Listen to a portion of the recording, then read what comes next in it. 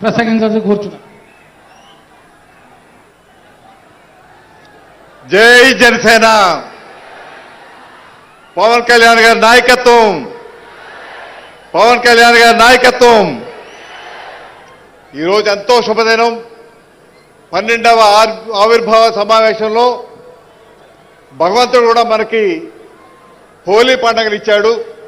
హోలీని ఎంత వైభవంగా ఆనందంగా చేసుకుంటామో మన 12వ ఆవిర్భావ దినోత్సవం కూడా ఆ విధంగా జరుపుకోమని భగవంతుడు ఈ రెండింటినీ ఒకటే రోజు తీసుకురావడం అన్నది చాలా గొప్ప సందర్భం. ఈరోజు నాగబాబు గారు ఇప్పుడే మాట్లాడినప్పుడు చెప్పారు, ఈయన తల్లికి కష్టం లేకుండా పుట్టాడు మా తమ్ముడు అని చెప్పారు. అంటే అటువంటి పుట్టిక ఎవరికి వస్తుంది అంటే కారణ జన్ములకు వస్తుంది. కారణ జన్ముడు ఎవరంటే మన ప్రీతమ జననేత పవన్ కళ్యాణ్ గారు. మన 2వ స్వతంత్ర పోరాటం చూసాం మొన్న ఎన్నికల్లో. అందులో ఒంటి చేతితో ఈ కురుక్షేత్ర మహాసంగ్రామాన్ని నడిపించినటువంటి నాయకుడు ఎవరైనా ఉన్నారంటే అది పవన్ కళ్యాణ్ గారు మాత్రమే అని చెప్పక తప్పదు. ఈరోజు కూటమి లేకపోతే అధికారం లేదు. కూటమి రావాలి, కూటమి ఏర్పడాలి, ఈ రాష్ట్రాన్ని ముందుకు తీసుకెళ్లాలి, ఈ స్వర్ణాంధ్రగా మార్పు చేయాలి అనే ఉద్దేశంతో బీజేపీ, తెలుగుదేశం, జనసేన 3 కూడా కలిపినటువంటి మహనీయుడు. ఈరోజు కూటమి లేకపోతే మనం ఊహించుకోగలమా చెప్పండి? ఈరోజు కేంద్రంలో ప్రభుత్వం ఏర్పడడానికి, రాష్ట్రంలో ప్రభుత్వం ఏర్పడడానికి, ఈ రాష్ట్రానికి సంపద సృష్టించి విభజన వల్ల ఎంత నష్టపోయామో ఈరోజు అధికారంలోకి వచ్చాక ఆ నష్టాన్ని పూడ్చే కార్యక్రమం, సంపద సృష్టించేటువంటి నాయకత్వం ఈరోజు మన దగ్గర ఉంది. మననే ప్రధాని గారు చెప్పారు, మేరే సాత్ పవన్ హై అన్నారు. పవన్ నా చెంత ఉంటారని నాకు చెప్పారు వాళ్ళు, నా చెంత పవన్ ఉన్నారని. ఈ ఆంధ్ర రాష్ట్ర ప్రజలంతా ఈ పవన్ చెంత ఉన్నారనేసి మరొక్కసారి తెలియపరుస్తూ ఈ సమకాల రాజకీయాల్లో స్వార్థం లేకుండా రాజకీయాలు చేసే వ్యక్తుల్ని ఈ మధ్యకాలంలో ఎక్కడా చూడటం లేదు. నేను మొదట ఎంతవరకు వెళ్తాదని అందరూ అనుమానాలు ఉంటే మాకు కూడా అనుమానం ఉండేది. కానీ ఆ అనుమానాన్ని పటాపంచలు చేసి ఈయన పట్టుదలతో నిస్వార్థంగా నిజంగా ఈ 11 సంవత్సరాలు ఆయన రాజకీయం లేకుండా సినిమాల్లో ఉండుంటే ఈయన ఎన్ని ఆస్కార్ అవార్డులు తీసుకెళ్లారో, ఎన్ని వేల కోట్లు సంపాదించి ఉండేవారో తెలుసు మనకి. కానీ అవన్నీ కూడా వదిలిపెట్టి నిస్వార్థంగా, స్వార్థ ప్రయోజనాలు లేకుండా, స్వప్రయోజనం లేకుండా రాష్ట్రం బాగుండాలి, రాష్ట్రం అభివృద్ధి చెందాలి, నా రాష్ట్ర ప్రజలు ముందుకు వెళ్ళాలి, యువతకు అందరికీ ఉద్యోగాలు రావాలి, వారికి మార్గాలు చూపించాలి, పరిశ్రమలు తీసుకురావాలి, రైతన్నలను ఆదుకోవాలి, ఈ అక్క చెల్లెలను ఆదుకోవాలనేటువంటి ఏకైక సంకల్పంతో 11 సంవత్సరాలు నిర్విరామంగా పోరాటం చేసినటువంటి నాయకుడు మనతో ఉన్నాడు. మన నాయకుడితో ఉన్నామనుకోవడానికి గర్వంగా ఈరోజు చెప్పగలుగుతున్నాం. ఒకసారి ఎన్నికల ముందు వారితో మాట్లాడినప్పుడు చెప్పాం, మన స్టీల్ ప్లాంట్ కానీ, పోలవరం కానీ, ఉత్తరాంధ్ర సుజల శ్రవంత్ కానీ ఇటువంటి సమస్యలు ఎన్నో ఉన్నాయి. రైల్వే బోర్డు ఈ సమస్యలు మనం పరిష్కారం చేయగలుగుతామంటే నేనున్నాను, నా ఎజెండా అదే, మీరు భయపడక్కర్లేదు, తప్పనిసరిగా ఇవన్నీ చేసి తీరుతామని. 8 నెలలు పూర్తి కాకుండానే విశాఖ స్టీల్ ప్లాంట్ ప్రైవేటీకరణ అవుతుందనేటువంటి సందర్భంలో కేవలం అది పవన్ గారి వల్ల మాత్రమే సాధ్యమైందని చెప్పక తప్పదు. ఈరోజు చాలా మందికి అనుమానం వస్తుంది, ఈరోజు ఎందువల్ల ప్రధానమంత్రి గారు చేయాలి రాష్ట్రానికి? నాకు తెలిసి పవన్ కళ్యాణ్ గారు ఏమీ కూడా ఆశించలేదు. కేంద్రంలో చాలా మంది మంత్రి పదవులు కావాలంటారు, రాష్ట్రంలో ఇన్ని సీట్లు కావాలంటారు, ఇన్ని ఎంపీలు కావాలంటారు, ఇన్ని మంత్రి పదవులు కావాలంటారు. వాస్తవానికి వారికి చాలా పెద్ద పెద్ద ఆఫర్లు వచ్చాయి. పెద్ద పెద్ద నాయకులు ఈ రకంగా చేస్తే మీరు ముఖ్యమంత్రి చేస్తాం, డిప్యూటీ సీఎం చేస్తామని అవన్నీ కూడా పక్కకు పెట్టారు. నాకు పదవి ముఖ్యం కాదు అన్నారు. ఏ నాయకుడికి ఆ ధైర్యం ఉందో చెప్పండి? ఇప్పుడు నాకు తెలిసినటువంటి నాయకత్వంలో ఒక్క పవన్ కళ్యాణ్ గారే ధైర్యంగా నాకు పదవి అక్కర్లేదు, నాకు రాజకీయం అక్కర్లేదు, ప్రజల క్షేమమే ముఖ్యం అని చెప్పి రాజకీయాలకు అతీతంగా ఈరోజు కార్యక్రమాలు చేస్తా ఉన్నారు. ఇటువంటి నాయకత్వాన్ని కాపాడుకొని ఈ రాష్ట్రాన్ని భవిష్యత్తులో స్వర్ణాంధ్ర రాష్ట్రంగా, దేశంలోనే నెంబర్ 1 రాష్ట్రంగా తీర్చిదిద్దేటువంటి ప్రక్రియ ఈరోజు పవన్ కళ్యాణ్ గారు ఆలోచనలో ఉంది.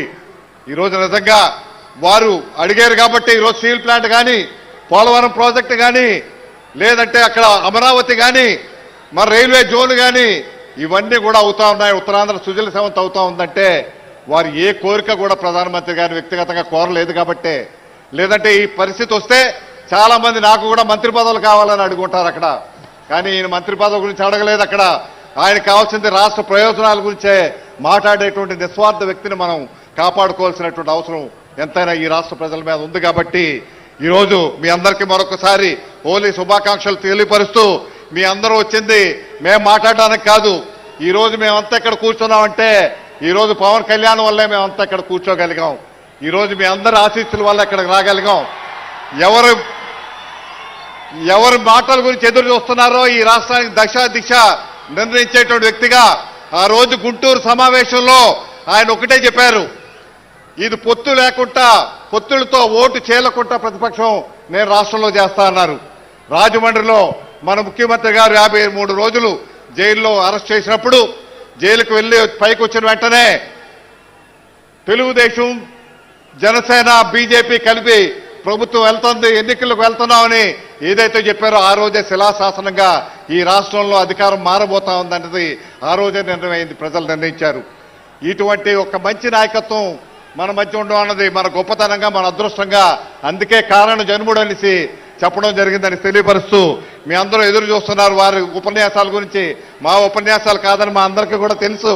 వారు త్వరలోనే మంచి చేస్తారు, దశ దిశ నిర్ణయించేటువంటి మంచి ఉపన్యాసం ఉన్నాకే మేము కూడా వచ్చామని తెలియపరుస్తూ ఈ అవకాశం ఇచ్చిన మీ అందరికీ నా హృదయపూర్వక ధన్యవాదాలు. పెందుర్తి